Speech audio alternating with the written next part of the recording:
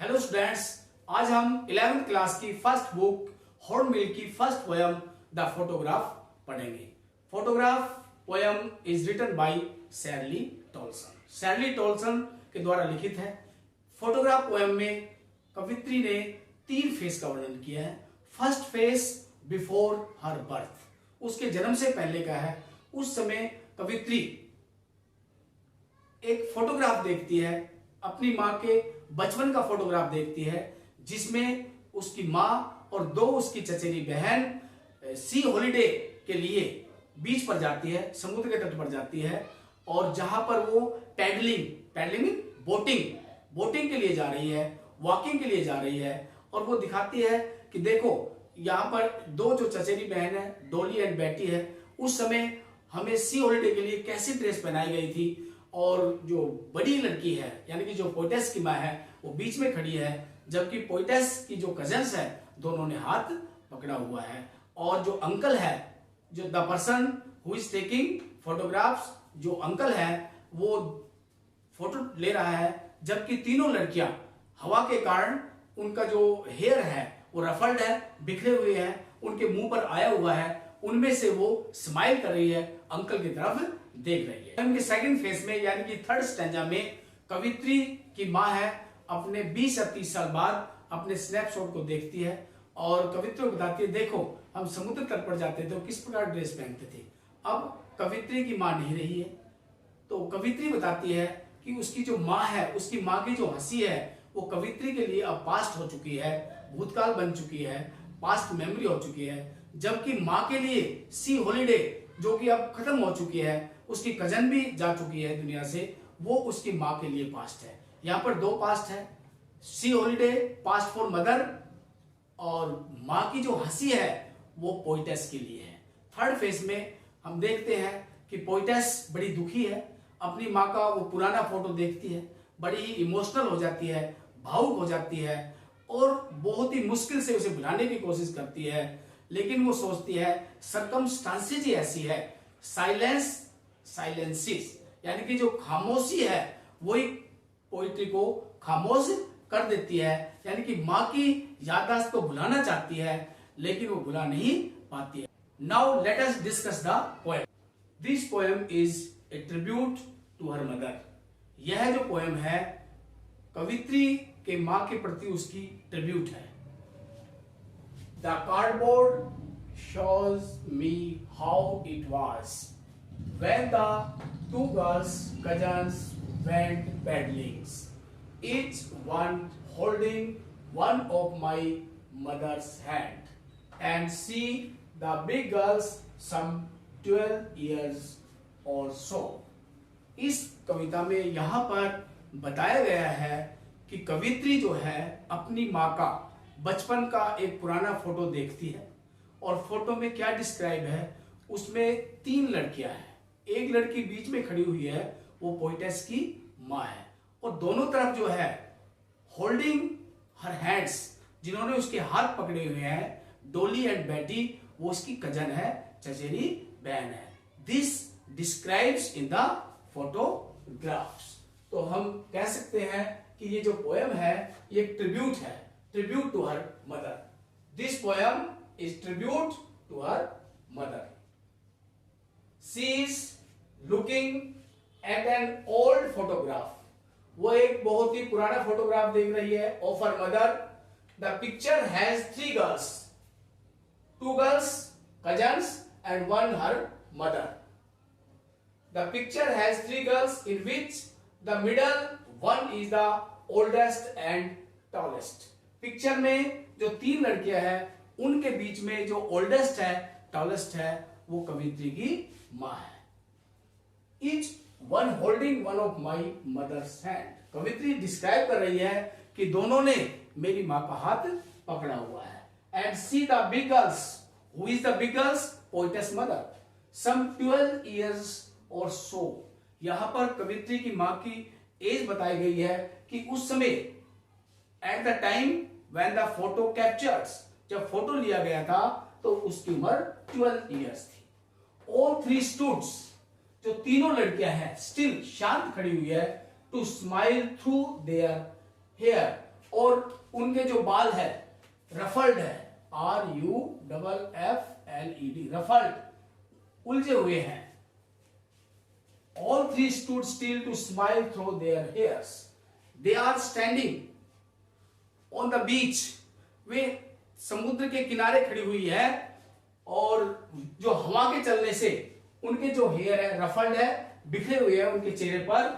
Eight the uncle who is uncle? The man who was capturing the photographs. शायद जो व्यक्ति photographs ले रहा था उसे अंकल कहा गया है।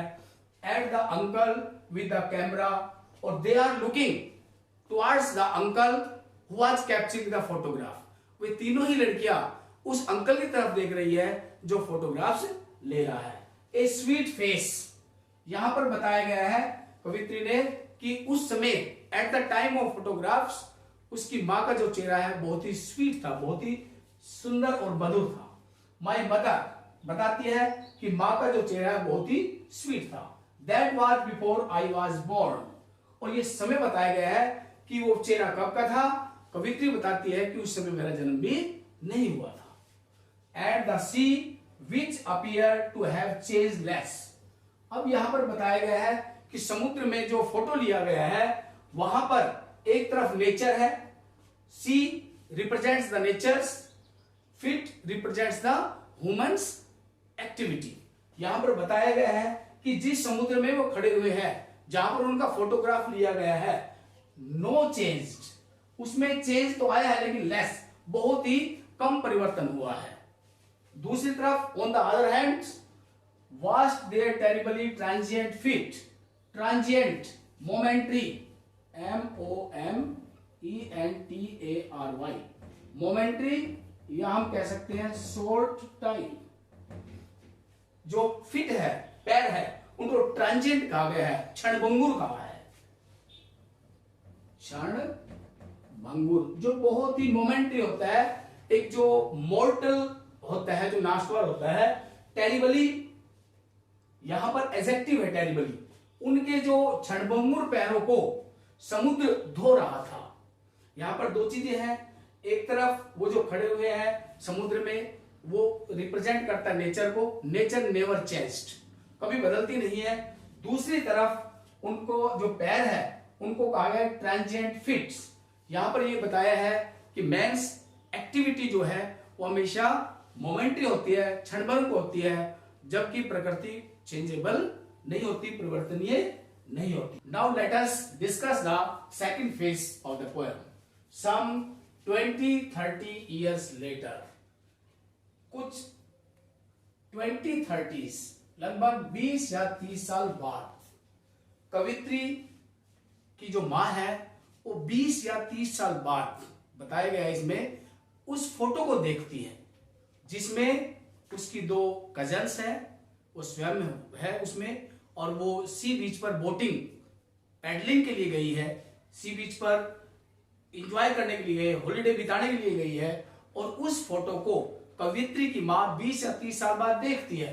सम 20-30 years later, लगभग 20 या 30 साल बाद में, शी वुड लाफ, अपने फोटोग्राफ को देखकर हंसती है। जैसे हम अपने किसी भी पुरानी फोटो को देखते हैं तो हम मेमोरी को रिवाइव कर देते हैं, और प्लीजेंट मेमोरी है तो वी लाफ, हंसते हैं। She would laugh at the snapshot, snapshot mean photograph.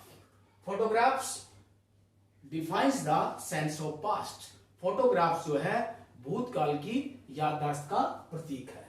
She would laugh at the snapshot, और अपने फोटो को देखकर वो हंसती है। और सी देखो, बेटी एंड डॉली, ये उसकी कजन्स है। शी वुड से, वो कवित्री को कहती है, पोइटेस मदर जो है वो कवित्री को कहती है, देखो पिक्चर में देखो, and look at how they dressed us for the beach, देखो उस समय हमें बीच पर हॉलिडे बिताने के लिए, जाने के लिए कैसे ड्रेस पहनाई गई थी।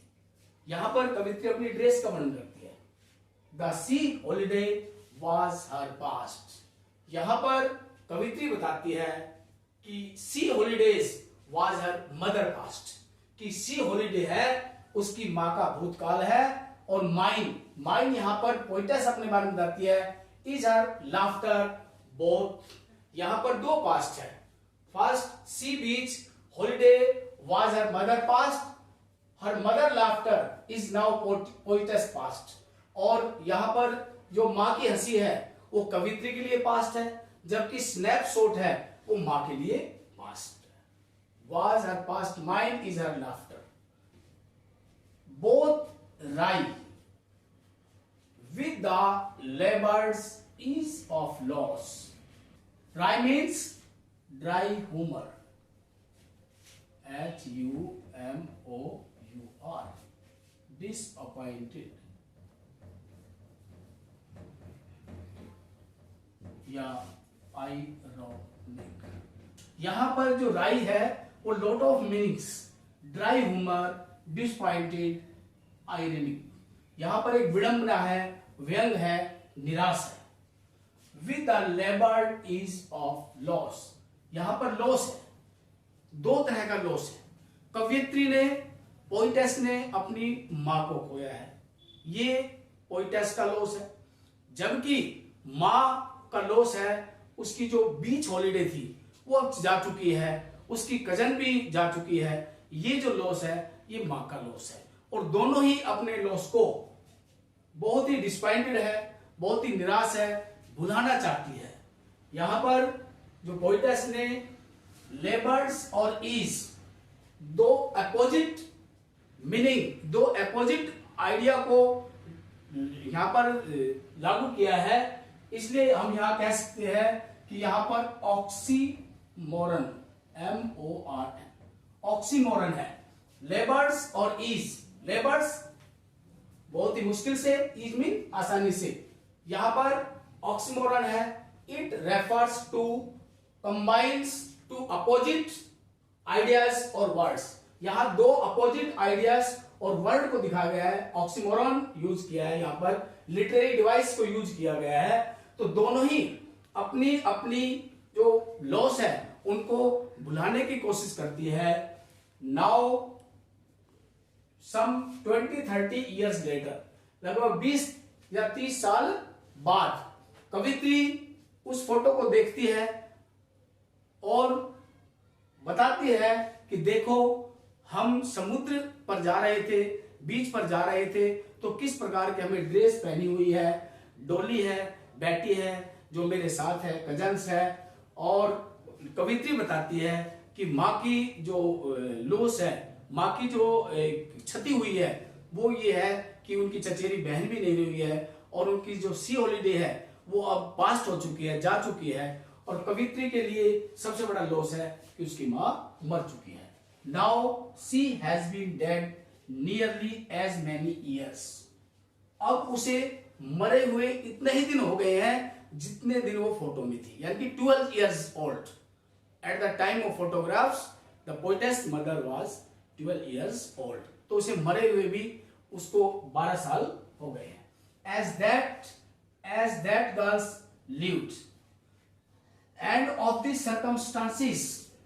और कवित्री बताती है कि ये सर्कमस्टांसिस है। क्या सर्कमस्टांसिस है? कवित्री की मां ने अपनी हॉलीडे खो दी है, कजन नहीं है, और कवित्री के लिए अब मां नहीं रही है। ये एक सर्कमस्टांसिस है। These is nothing, there is nothing to say at all। और in these circumstances, the poetess says, in these circumstances makes her also silent। और यह सर्कमस्टांस ऐसी है जिसमें कवित्री साइलेंट हो जाती है, नथिंग टू से, उसके पास कहने के लिए कुछ नहीं है। इट्स साइलेंस और this circumstances makes the poetess silence. और यह परिस्थितियां जिसमें उसकी मां चली गई है, वो जो परिस्थितियां है कवित्री को साइलेंसिस, ये जो खामोशी है उसे खामोश कर देती है। I hope you enjoy the poem. Thank you.